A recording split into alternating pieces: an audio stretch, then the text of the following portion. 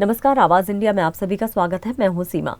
महाराष्ट्र में नई शिक्षा नीति के तहत पहली से चौथी तक स्कूलों में हिंदी को लेकर विवाद अब गर्मा गया है और इसी मुद्दे पर एक बड़ा राजनीतिक मोर्चा बन रहा है।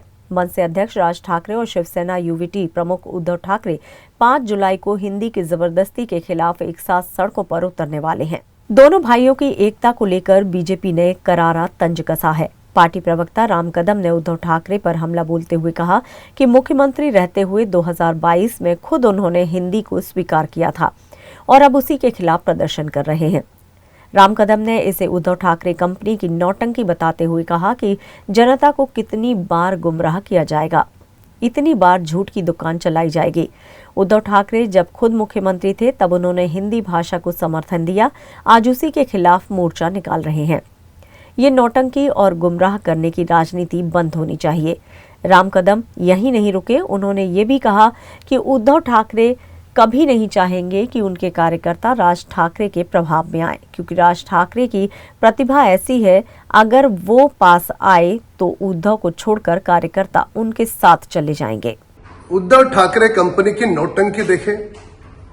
फरवरी 2022 में जब उद्धव ठाकरे स्वयं मुख्यमंत्री थे, उन्होंने इस हिंदी भाषा को स्वीकार किया है। अब उसी के विरोध में ये सड़कों पर उतरेंगे। कितना लोगों को गुमराह करोगे, कितनी झूठ की दुकान है तुम्हारी। रहा सवाल महाराष्ट्र सरकार की भूमिका बड़ी स्पष्ट है। मुंबई और महाराष्ट्र की भाषा पहली भाषा मराठी है, भूत में भी थी और भविष्य में जब तक चंद्रमा और सूरज है तब तक मराठी ही रहेगी। और रहा सवाल दोनों भाइयों के एक साथ आने का, कोई भी दल अपना निजी फैसला ले सकता है, पर दूर दूर तक उद्धव ठाकरे कभी नहीं चाहेंगे कि उनके कार्यकर्ता राज ठाकरे जी के प्रतिभा और प्रभाव में आए और बचे कुछ लोग वो भी उनको छोड़कर चले जाए।